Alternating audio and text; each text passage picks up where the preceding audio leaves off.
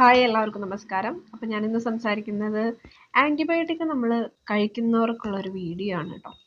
അപ്പോൾ ഇന്ന് പല കണ്ടീഷൻസും വരുമ്പോൾ ഡോക്ടർ പ്രിസ്ക്രിപ്ഷൻ ഇല്ലാണ്ട് ഡയറക്റ്റ് നമ്മൾ ആൻറ്റിബയോട്ടിക് പോയി പർച്ചേസ് ചെയ്യുന്നത് കുറേ കണ്ടിട്ടുണ്ട്. കുട്ടികൾക്കായാലും നമ്മൾ മേടിച്ച് കൊടുക്കുന്ന ഒരു പ്രവണത ഇന്നത്തെ ഒരു കാലത്ത് നമ്മൾ കാണുന്നുണ്ട്. അപ്പോൾ എപ്പോഴും നമ്മൾ ഒരു കണ്ടീഷൻ അല്ലെങ്കിൽ ഒരു രോഗം വരുമ്പോൾ നമ്മളെപ്പോഴും ഒരു ഡോക്ടറുടെ അടുത്തേക്ക് പോയിട്ട് ഡോക്ടറുടെ പ്രിസ്ക്രിപ്ഷനോട് കൂടി മരുന്ന് കഴിക്കാൻ നിങ്ങൾ ശ്രമിക്കണം.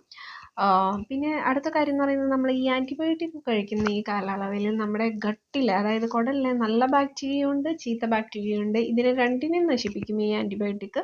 അപ്പോൾ നമ്മളത് വീണ്ടെടുക്കാൻ വേണ്ടിയിട്ട് എന്താ ചെയ്യേണ്ടതെന്ന് വെച്ചിട്ടുണ്ടെങ്കിൽ നമ്മൾ പ്രൊബയോട്ടിക് ഫുഡ് നമ്മൾ ആഡ് ചെയ്യാൻ ശ്രമിക്കണം. അപ്പോൾ പ്രൊബയോട്ടിക് ഫുഡ് എന്ന് പറയുമ്പോൾ തൈര്, മോര്, പുളിപ്പിച്ച ഫുഡുകൾ, ഫെർമെൻറ്റഡ് ഫുഡുകൾ നമ്മൾ നല്ലപോലെ ആഡ് ചെയ്യാൻ ശ്രമിക്കണം.